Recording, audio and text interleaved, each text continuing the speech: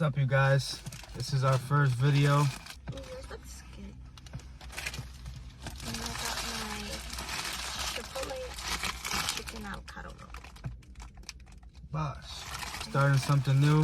We're gonna start this video by just introducing ourselves. We got a little food from where we get this He got it from Panera. from Panera.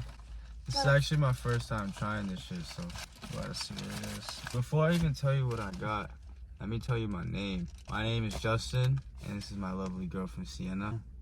But yeah, got a bake. It's kind of like a BLT. You can't even see it. But like a mango drink. We got a couple questions that we came up with, and then hopefully it'll get you guys to know us a little bit better. Yeah. Well, I'm starving. Me too. Do you want to try the mac and cheese? Yeah, I'll try it. I love their mac and cheese. This is our first video. We aren't used to shit like this. The name of our channel? Yes, so our channel name is the S&J family. Yeah, let us know if y'all like that or not. I wanted it to be like your last name. I mean, let us know if you guys want it to be the Avella family. Sorry, we're just hungry. We're not used to eating and talking. So the first question is how we met. Okay. I want to hear your side of the story. Ladies first. I think, well, I want to say my side of the story, and you tell me if I'm wrong. First time we met was, is it 5 years ago or 6 years ago? 6. Yeah, so 6 years ago. We met through Instagram because he used to just be in my DMs. You gotta do what you gotta do, man. But Your DMs to right now, I think I'm pretty successful. Babe, but I always thought it was through Victor. Nah, it was just a mutual friend. It wasn't like through him. It was just like coincidence that like he was a mutual friend, if that makes sense. At least I feel like it. You feel like if I didn't know him, we would have never like quote unquote met. I just like didn't know how like Victor like came into the picture of everything though. But to be honest, she's right. We met through Instagram. I slid in her DM. Long story short, she ghosted me a couple times. Rude. Yeah. And we both had a little messy situations going on. We decided to just break apart, focus on each other. Ways. And we eventually came back together like 3 years ago. Yeah. In 2020. So in 2015, we had a little thing and then separated part ways. 2015, that's 7 years then. Okay, so 7 years ago. 7 6, years ago, yeah. And then in 2020, around COVID, is when you started talking to me again. And I was in there with him. Isn't it crazy how we were going through the worst times in our life with COVID and people are still finding love? I find that really crazy. Like, why were we focused on love, not trying to fucking stay away from people? I'm not gonna say I don't care about COVID because I care about my health. I just like always was work, and I just didn't have time to have fun. So when I wanted to have fun, I had fun with you. Still her mac and cheese. This shit is really good. Is it better than Whole Foods? I feel like it's the same. They just make mac and cheese like super like creamy. Yeah, I try, but the cheese is so chunky.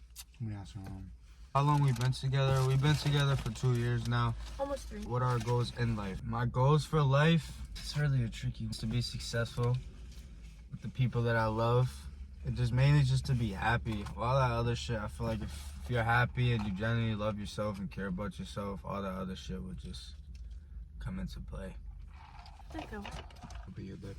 I always tell you this, my main goal in life is to pretty much stop working for somebody.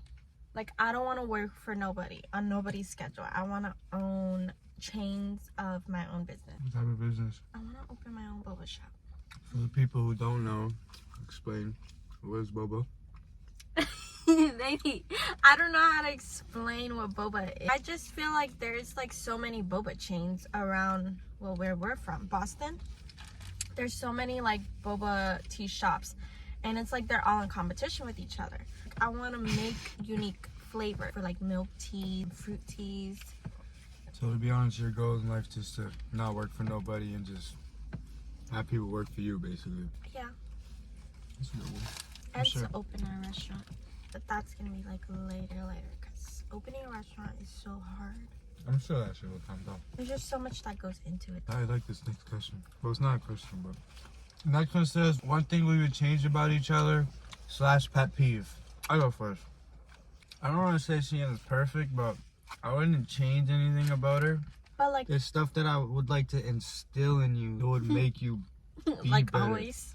if that makes sense. Okay. There's certain things that you do. It's not that I would like, yo, change this right now. I would want to like guide you in a way, or like try to tell you in a way to like make What you would you do? like understand it in a different way. Like a pet peeve of mine that you have. Like, is there something that I do that really gets on your nerves? Like, it could be a little littlest absolutely. thing. So they want to know. My biggest pet peeve with Sienna is we can be talking about something, or I can bring something up, and we'll be talking about her, and she'll bring it back and reverse it. Like if we're talking, the conversation got brought up and now it's about me. For instance, I could be like, your breath stinks. She'd be like, no it doesn't, your breath stinks. In reality, I'm just telling her breath stinks. Mine doesn't stink. She just doesn't want to feel like she's the only one with a hot breath. Because why are you like... I can't tell you your breath stinks. I gotta just smell that shit the whole fucking time. Okay. Fine. One thing I would change about you. I don't know why I put that. Like, I don't think there's something that I would change about you. My biggest pet peeve is you don't like to be outside the house. Like, you just like sitting in one spot all day, and I can't do that. I don't like to sit in one spot. Mm-hmm. I sit in one spot, but I'm doing things. Like, I'll be playing the game. I'll be watching shows. Like, I enjoy myself more when I'm inside. I can do my own thing. I'm a homebody. Isn't that a good thing? You used to never be a homebody, though. I used to be a homebody, and you used to be out and about. And now, like, I like to be out. I like to be active. Because there's so much more things that we can do. Like, there's just so much. There's nothing out in the streets for me. I got my lovely lady. Next one thing you love about. What's one thing you love about me? One thing I love about you is that I always think negative and you always think positive. Like, you try to instill like positive thoughts, positive energy, and positive vibes towards me. Mm-hmm. And like, you try to motivate me, and then sometimes I'm just like so negative. I'm very negative, which is not a good thing. One thing I love about my girlfriend is she's super understanding. Even if she might overreact or like get upset, or no matter what it is, the topic of what you're talking about, like eventually she'll come to her senses and realize that like she either is wrong. If you tell her what it is and how it is, nothing bad would come from it. Even if something bad were to happen, she really like takes it all into consideration. I love that about her. Sometimes though. Sometimes I react off emotions. What's the biggest lesson you learned from a previous partner? My biggest lesson that I learned from a partner, I learned to never settle for less, to be honest. 'Cause you can have so much love for somebody, or whatever the case may be, towards somebody. If you feel like they're not Benefiting you? or benefiting you without someone having to like push them or like talk to them or like tell them what to do, like Do you mean like when someone's codependent on you? they're just stuck in where they are and they don't feel like it's like Growing? they don't have, basically there's no more room for growth. Like wherever they are right now, they feel like that's their higher stature, the highest that they could be in life type of shit. But in reality, like that's not the way. Like there's always levels to this shit. Like there's niggas who make $500,000, like $1 million, like, you know what I mean? But they just don't want to exceed that. Yeah. My biggest lesson that I've learned from a previous partner is not like a good answer as yours. Even though like it's really hard to like walk away from someone, especially when you've only ever known them. Like that's all I've ever known. So like it's just hard to leave someone. And then like when you take steps of like getting an apartment, getting a dog and stuff like that, it just there's nowhere else to go. Something that I've learned from that is you can always build it back up. You can always do it all over again with someone that you're happy with, rather than just staying with them Because it's miserable. beneficial in the meantime. Mm-hmm. Yeah, I get what you're saying. I haven't talked to my family for a year. There's nowhere else to go. So yeah, once you feel like you checked out, I think you just Gotta get up and bounce. leave. Yeah. And that's something that I didn't do until I started talking to you again. I like this one. What's the first thing you found attractive about me? Me? Yeah. The first thing that I found attractive about you was your smile.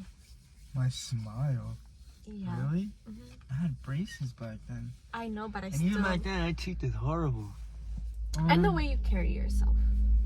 You're super, like, humble. Dang, what is the first thing I found attractive about? Oh, no. The first thing I found attractive was your hustle. Because, like No, I said, wasn't I it? Back then? I promise you. I think Like, it I'm would be my butt. No, I'm talking about like when we first like started talking, like not like that petty stuff in 2015. I'm talking like when like we first like not first like when we genuinely like sat down and had like a genuine conversation. After like genuinely talking to somebody and like hearing them out, like you always like never settled for less. You always went to work. You always were about your money. You were always like if I want it, I'm gonna get it. By any means type of shit. And that's that's what I felt attractive, because I've never had like a partner that's like a go-getter. Like all my other partners were like you said, codependent. Yeah, those 15 hours working a day were no jokes. I don't know how you did. And she did 2 jobs, guys. She did like serving from like 10 in the morning till like I want to say like 3 a.m. 3 a.m. And then she went to like another job. Like when do you even have time to piss? Like you're working all the time. That's why I was able to like spoil you so much when we first started talking. Babe, people when they like listen to my story, they're always like, damn, you started spoiling this man before y'all were official? Yeah, because I knew it was gonna be. When you know, right? It's just one of those. Yeah. We used to always talk about our like goals too, like every night, like when we were at the hotels. Yeah. Spending so much money on those hotels. Like hotels, like how many times we were at the hotels, like some days we were there for 3 days. Nah, in a don't row. talk no more about it. That could be like another video. We'll make another separate video about like hotels and stuff like that. The next question is, what social media would you get rid of? Well, I don't have Facebook. It'll probably be like Snapchat or like Snapchat, yeah. Snapchat? Yeah, because Snapchat I don't find any beneficial purpose. I would get rid of Instagram. Because I feel like I post my daily life on Snapchat. I mean, but Instagram's like a good platform for like other people to like see you, you know what I mean? What's our pet's name?